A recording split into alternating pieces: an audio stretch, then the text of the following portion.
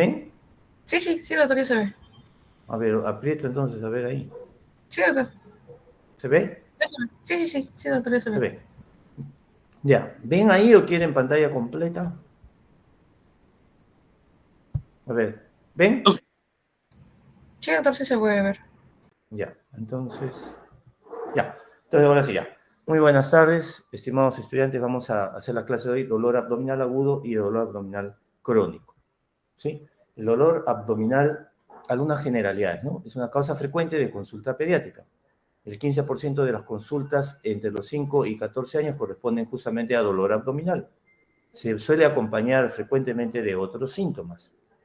En la mayoría de los casos son procesos autolimitados. En la emergencia, el 5% va a requerir hospitalización y 1 a 2% va a requerir tratamiento quirúrgico. Perdón.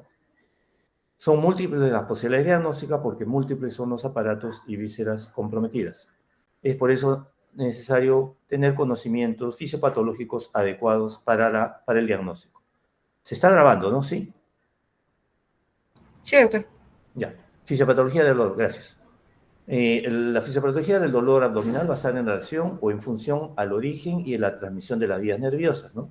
Entonces se reconocen tres tipos de dolor, ¿no? El dolor visceral, el dolor somático o peritoneal o parietal y también el dolor referido.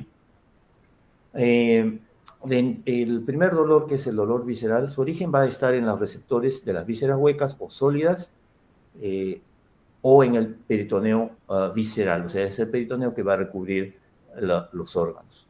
Los estímulos van a ser de diferente tipo, como los mecánicos, por ejemplo, distensión, estiramiento, tracción o contracción, además de espasmos viscerales o isquemia. La transmisión es lenta porque se realiza a través de la fibra C sin mielina. Las características van a ser de un dolor impreciso, mal localizado, difuso, con sensación de quemazón uh, o incomodidad. De intensidad variable, no se encuentra posición antálgica y está asociado a manifestaciones vagales, ¿no? Como náuseas, vómitos, diaferesis. Bueno, acá no se ve bien. Luego, en el dolor somático o peritoneal, el origen va a tener su punto de partida en receptores del peritoneo parietal, piel y músculos. Los estímulos van a ser la eliminación de metabolitos tisulares, postinflamación o isquemia. Y la transmisión va a ser rápida porque están implicados la fibra C y las fibras A delta mielinizadas. Las características son de un dolor bien localizado, punzante, intenso, se exacerba con maniobras y movimientos y provoca quietud. El paciente adopta una posición antálgica, ¿no? Ese es, por ejemplo, un paciente con apendicitis ya en su etapa tardía, digamos. Y el dolor referido es aquel dolor que se manifiesta en regiones alejadas de donde se origina. Es un dolor irradiado que conlleva hiperalgesia cutánea sobre el dermatoma inervado por el mismo segmento neural que inerva al órgano enfermo, ¿no? Entonces, a veces hay dolores abdominales de origen respiratorio, ¿no? Cuando está la cercanía del diafragma, por ejemplo. Entonces, el dolor abdominal puede ser agudo o puede ser crónico. Entonces, en el agudo lo que hay que determinar si es de tratamiento médico o de tratamiento quirúrgico. Y si el problema es un dolor abdominal crónico, si es orgánico o si es funcional. Entonces, la etiología es múltiple, variada y es buen enfoque hacerlo a través de los grupos etarios. Yo voy a ir mencionando las diferentes diferentes patologías, porque en realidad cada una de estas patologías es un tema aparte, ¿no? Cada una de estas patologías. En recién nacido, muchas de estas patologías tienen que ver con malformaciones congénitas, ¿no? Por ejemplo, malrotación y vólvulo intestinal, atresias o bandas duodenales, atresia y ayuno ileal, ilio o tapón meconial, enfermedad de Hirschsprung, que es una patología en la cual un segmento de colon no está inervado, por lo tanto es un segmento que no tiene esa movilidad adecuada. Obstrucción funcional, adinemia congénita, atresia anal o duplicaciones intestinales. En el grupo de los lactantes, ¿no? En menores de 2 años, acá tenemos a grosso modo algunas de las patologías de acuerdo a que es frecuente, poco frecuente o muy, muy poco frecuente, ¿no? Entonces, en el primer grupo tenemos a los cólicos de lactantes, sobre todo en aquellos lactantes menores de 3 meses, a los procesos de diarreas o algunos síndromes virales. Un poquito menos frecuente tenemos al traumatismo por maltrato, invaginación, anomalías intestinales, hernia inguinal, anemia de células falciformes. Y mucho, mucho más raro sería apendicitis, vólvulo, bueno, alergia a la leche de vaca, tumores e intoxicaciones.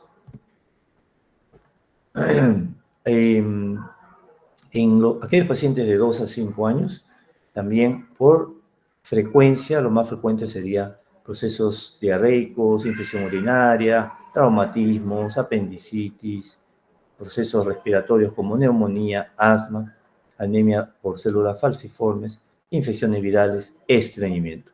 Un poquito menos frecuente, divertículo de Meckel, púrpura de Genow-Schönlein, fibrosis quística, invaginación, síndrome nefrótico. Y mucho, mucho menos frecuente, hernia encarcerada, neoplasia, síndrome hemolítico, fiebre reumática, hepatitis, enfermedad inflamatoria intestinal, quiste de colédoco, anemia hemolítica, diabetes, porfiria. En adolescentes, igualmente por frecuencia, procesos diarreicos, traumatismos, apendicitis ya aparece un poco más frecuente, infecciones urinarias, enfermedad pélvica inflamatoria, estreñimiento, infecciones víricas. Un poquito menos frecuente, procesos respiratorios como neumonía, asma, fibrosis quística, úlcera péptica, colecistitis, pancreatitis, dolor intermenstrual. Fiebre reumática, litiasis, tumores, torsión testicular u ovárica, ¿no? Entonces, una gama variada de procesos patológicos que pueden presentarse. En la historia clínica es importante, entonces, bueno, hacer una buena historia clínica y averiguando antecedentes, indagando características del dolor, ¿no? Si la duración es reciente, es algo agudo o es algo crónico. La forma de inicio, su evolución, la localización y el tipo de dolor. Y para dolor abdominal es también muy importante averiguar los síntomas asociados, ¿no? Vómitos, diarrea, fiebre, y preguntar también, obviamente, síntomas respiratorios, síntomas urinarios, síntomas ginecológicos, gastroenterológicos, etcétera, etcétera. Como había mencionado anteriormente, es un buen enfoque hacerlo a través de grupos etarios. Sugieren patología quirúrgica aquel dolor abdominal severo de más de 6 horas, ¿no? Que tiene o que presenta vómitos persistentes, biliosos, posterior a dolor. Y el paciente presenta anorexia, o sea, ya no come para nada, ¿no? En el examen físico, observar el aspecto general. Al momento de hacer el examen dirigido, la palpación abdominal debe ser suave, observando la expresión del niño, ¿no? Entonces, considerando la magnitud o el tamaño, perdón, de la mano del explorador y el abdomen de un lactante, preescolar o escolar, entonces lo único que debemos hacer es posar la mano sobre el abdomen y deslizar, ¿no? A veces deslizando el índice, deslizando la mano para poder, digamos, poder examinar adecuadamente, ¿no? Solamente deslizando. Evitar palpar bruscamente con manos frías o perpendicular al abdomen. Observar y repetir el examen luego de 3 a 4 horas. Sobre todo es válido esto cuando tenemos un paciente que uno piensa puede tener algún problema quirúrgico. Entonces, el otro enfoque es también de acuerdo a la localización, pues, ¿no? Entonces, más o menos en el epigastrio, pensar en gastritis, gastroenterocolitis, pacientes que presentan dolor luego de mucho esfuerzo al vomitar, enfermedades ulceropépticas o apendicitis temprana, ¿no? Entonces, el punto solar que se denomina. Luego, en la zona periumbilical, dolor abdominal no específico, gastroenterocolitis. Y el abdomen inferior, estreñimiento, infección urinaria o apendicitis de localización pélvica. En el cuadrante inferior derecho, pensar en apendicitis, patología ovárica o testicular. Y en el cuadrante inferior izquierdo, estreñimiento, dolor abdominal no específico o patología ovárica o testicular como torsión, quiste, etc. En realidad, el examen, mejor dicho, la sospecha de diagnóstico va a estar sobre todo en la historia clínica y en el examen clínico. El diagnóstico de la mayoría de las patologías de dolor abdominal agudo en pediatría se basa en la historia clínica y el examen físico.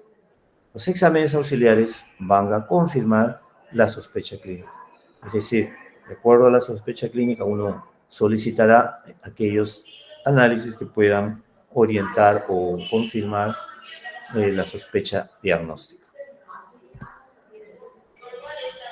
Para el laboratorio, va a estar también en función al diagnóstico de sospecha, ¿no? Pues se solicitará, dependiendo de la sospecha diagnóstica, hemograma, electrolitos, urea, creatinina, PCR, transaminasas, amilasa, lipasas, examen de orina, etc. Un hemograma sugerente de proceso infeccioso no señala patología específica. Un hemograma normal no descarta patología infecciosa. Inclusive un porcentaje pequeño de apendicitis perforada tiene hemograma normal. En cuanto a la radiología, la radiología de abdomen, siempre y cuando ustedes sospechen de obstrucción intestinal, litiasis renal, perforación visceral, para ver, ¿no? Por ejemplo, neumoperitoneo, y bueno, es de poca utilidad en apendicitis, ¿no? Los otros exámenes, ecografía abdominal, tomografía, radiografía de tórax, de acuerdo también a la sospecha diagnóstica.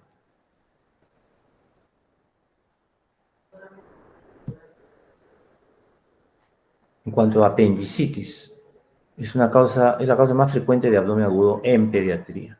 La mayor incidencia va a ocurrir entre los 6 y 12 años. En menores de 3 años, generalmente ya el paciente presenta perforación intestinal, pendicular al momento del diagnóstico, pero felizmente su incidencia es menor al 2%. En cuanto a la clínica, va a presentar el paciente dolor abdominal, va a presentar ya anorexia, el paciente con apendicitis ya no come, presenta náuseas, vómitos, fiebre, posición antálgica. En el examen físico, él va a adquirir una postura antálgica, va a evitar movimientos bruscos, va a presentar defensa, rigidez muscular en la pared abdominal, disminución de ruidos irradios e hiperestesia cutánea. En el laboratorio deberíamos encontrar PCR elevada y leucocitosis con neutrofilia.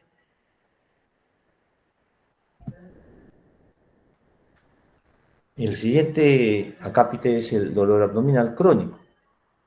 Bueno, es una definición antigua que mencionaba 3 episodios de dolor durante los últimos 3 meses con interferencia en las actividades diarias del paciente. En cuanto a la epidemiología, se presenta en el 10 al 18% de la población escolar, presentando 2 picos, ¿no? De los 4 a 6 años y entre los 8 y 12 años. En pacientes mayores de 9 años, la proporción sexo femenino y sexo masculino es de 1.5 a 1 respectivamente. O sea, un poco más frecuente en las niñas. En cuanto a la fisiopatología, se postula que hay una hipersensibilidad visceral. Hay disminución del umbral doloroso visceral, por lo cual va a haber una respuesta exacerbada ante estímulos convencionales. Y eso ocasiona pues una hiperalgesia, ¿no? Entonces, en algunos pacientes, un pequeño dolor y no representa nada. En estos pacientitos, como tienen el umbral doloroso bajo, van a presentar rápidamente o marcadamente o en mayor intensidad, dolor abdominal. Dismotilidad gastrointestinal, es decir, va a haber una disautonomía vegetativa y el paciente va a presentar calambres por peristaltismo anómalo y exacerbado, ¿no? de los intestinos, ¿no? Y pudiera presentar un poquito de dolor. Para que se haga recurrente, este dolor abdominal va a requerir de algunos estímulos estresantes físicos y psíquicos, ¿no? Por ejemplo, dentro de los físicos, enfermedades y medicamentos recientes, intolerancia constitucional a la lactosa u otros azúcares, estreñimiento aerofágico y asociado a algunos procesos psíquicos también, ¿no? Como por ejemplo, muerte, separación, divorcio o ausencia familiar. Estrés escolar, ¿sí? Y el niño con dolor abdominal crónico va a ser un niño introvertido, con escasa autoestima y con un aislamiento social.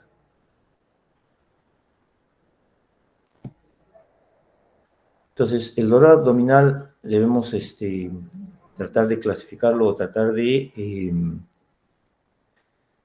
determinar si el proceso es orgánico o es funcional o inorgánico, correspondiéndole al orgánico 10 al 15%.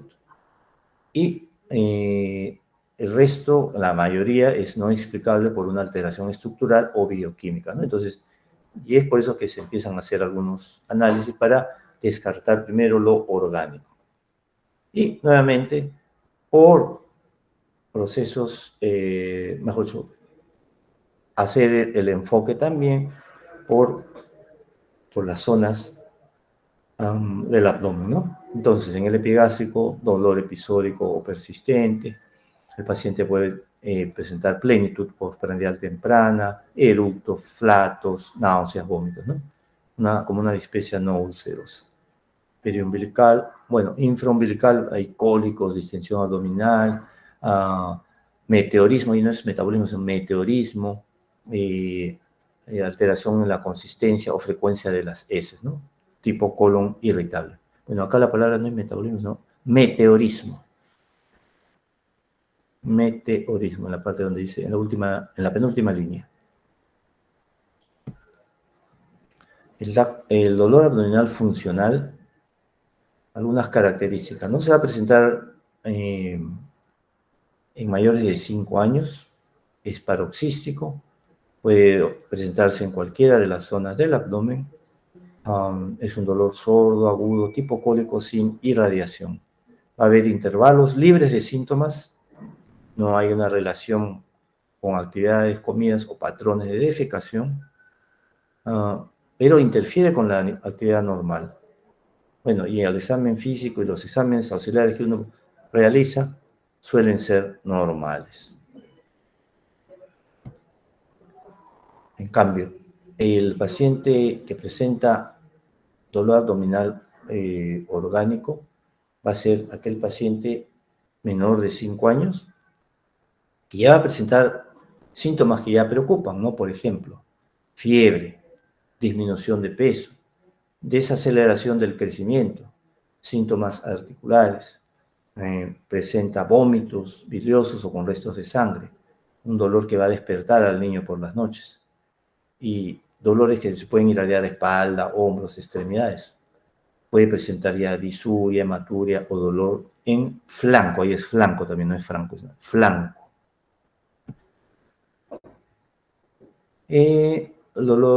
Otras características son, hay antecedentes familiares de algunas patologías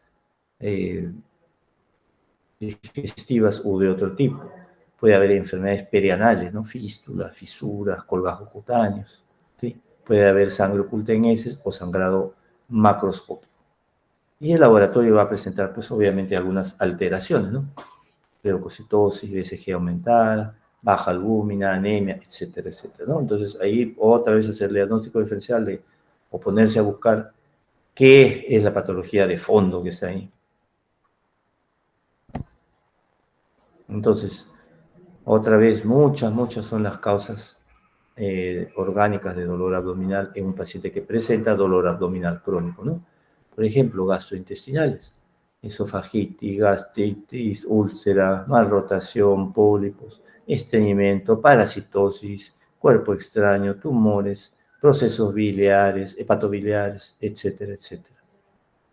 Infecciosos, perdón, respiratorio, infecciones, inflamación o tumor cercal, diafragma. Procesos genitourinarios, procesos metabólicos, hematológicos, procesos musculoesqueléticos, ¿no? Traumatismo, tumores, enfermedad de columna vertebral, etcétera, etcétera, ¿no? Entonces, ponerse ahí a pensar o descartar algún otro tipo de problema de acuerdo a la sintomatología y solicitando análisis también con criterio. Ya. Ahorita, actualmente todavía están vigentes los criterios de Roma 4. ¿Ya? Bueno, esta es literatura del 2017, pero criterios de Roma 4 se publicaron en el 2016, ¿sí? Ya debe estar saliendo el Roma 5, ¿no? Entonces, digamos, acá hablan de trastornos gastrointestinales funcionales pediátricos, ¿no? Catalogados dentro de esos pacientes con dolor abdominal crónico, que uno no tiene una explicación de por qué lo presenta, ¿no? Entonces, acá se reunieron, pues, expertos, ¿no? de gastroenterología y hicieron una clasificación de las diferentes entidades con una descripción de cada una de ellas. Entonces, en la cápite G tendríamos, dentro de los trastornos funcionales de niños pequeños, tenemos en G4, alcohólico de lactantes, ¿no? Una patología a veces difícil de explicar y se debe cumplir todos los siguientes criterios, ¿no? Hay criterios de tiempo, ¿sí? Hay criterios de frecuencia, me refiero también, ¿sí? Por ejemplo, son periodos recurrentes y prolongados de llanto, queja o irritabilidad referidos por los cuidadores sin causa aparente y que no se pueden ni prevenir ni resolver por dichos cuidadores, ¿no?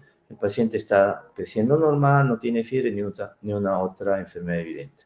Bueno, eso van a ver el próximo año en las emergencias, ¿no? Entonces viene la mamá quejándose de que el hijo llora, llora, llora y no se sabe por qué, ¿sí? Debe ser cólico de lactante. Sí. Ya. Luego, dentro de la cápite H, ahí entran el H2, los trastornos del dolor abdominal funcional, ¿no? Entonces tenemos el H2A, H2B, H2C y H2D. Entonces, nuevamente, son, digamos, definición y criterios en el tiempo, en su presentación, en la frecuencia. Entonces, eso, bueno, yo les voy a pasar la diapo para que puedan tenerlo, pero tienen unas características especiales, ¿no? Por ejemplo, hablan de que tiene que tener, o sea, cierta frecuencia o presentarse en determinado tiempo, ¿no? Dice, un mínimo de 2 meses antes del diagnóstico para la dispepsia funcional, habiendo dos subtipos, ¿no? Síndrome de disconfort postprandial y síndrome de dolor epigástrico, ¿no? Entonces, ahí están descritos algunas características, ¿no? ¿Sí? O sea, debe tener las características 1, 2, 3 y 4, plenitud, saciedad, dolor epigástrico, y además algunas otras características para determinar si es subtipo A o subtipo B.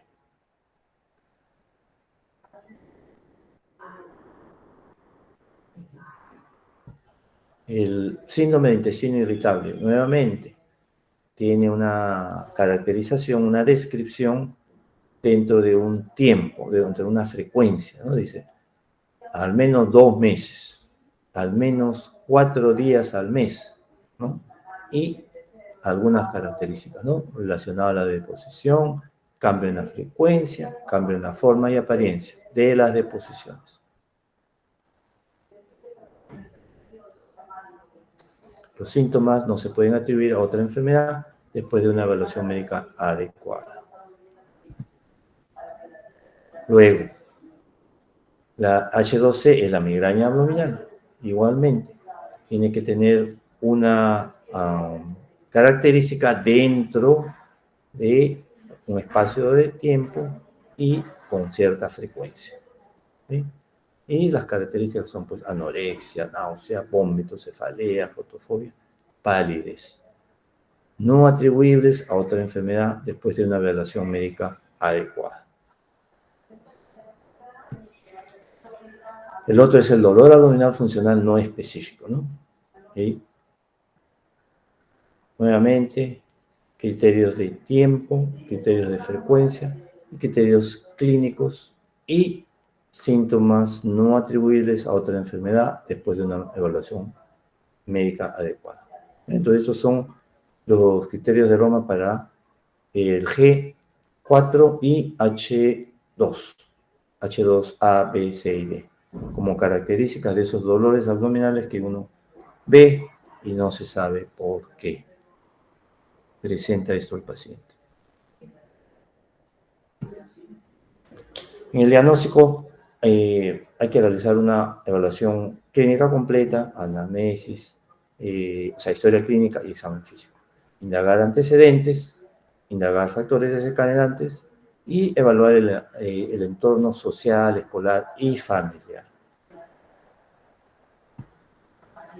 Los exámenes auxiliares, lo principal es la evaluación clínica, observando síntomas de alarma que sugieran organicidad, ¿no? Y ahí ponerse a pensar en toda la batería de análisis que pueden hacer, solicitados con criterio para descartar las sospechas diagnósticas, ¿no? Hemograma, BCG, examen de orina, copro parasitológico, TB, ecografía, endoscopía, ¿no? Ya, o sea, endoscopía, por ejemplo, ya es algo mucho más invasivo, ¿no? Normalmente no se llegaría hasta ese extremo. El tratamiento es el manejo específico de la enfermedad orgánica, si es que se llega a determinar una causa orgánica. Y en la mayoría de los casos, no orgánicos, sintomáticos para los trastornos funcionales, ¿no? Procinéticos, anticolinérgicos, fibra, dieta, etc. A realizar también un tratamiento familiar con educación, tranquilización y apoyo continuo al paciente y su familia, identificando fuentes de estrés e intentando bajar el estrés y tensión en el niño. Y el pronóstico de estos dolores abdominales crónicos, de los trastornos funcionales, el 50% va a tener una resolución completa. El 25% va a persistir con este dolor o con estas molestias en la adultez. Y un 25% va además presentar trastornos psicosomáticos añadidos. Bien. Bueno, hasta ahí la presentación. No sé si alguien tenga algún comentario, alguna pregunta, algún aporte.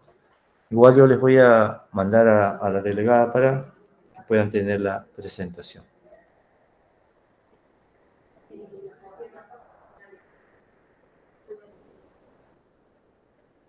¿Está la delegada ahí? Sí, doctor. Allá. ¿Y la Chumbe también está por ahí? Sí, doctor. Ah, ya, está ahí. No estás durmiendo. Ya. Muy bien. Entonces, considerando que esta es mi última teoría con ustedes, bueno, les deseo éxito, que culminen satisfactoriamente el curso y muchos éxitos en su infiernado el próximo año, ¿sí? ¿Ya? Y que sigan estudiando y que sigan progresando, ¿ya? Muchísimas gracias, ¿eh? Buenas tardes. Gracias, doctor. Gracias, doctor. Gracias, doctor. Hasta luego. Hasta luego, muchas gracias. Gracias, doctor. Hasta luego, doctor. Gracias. Hasta luego, muchas gracias.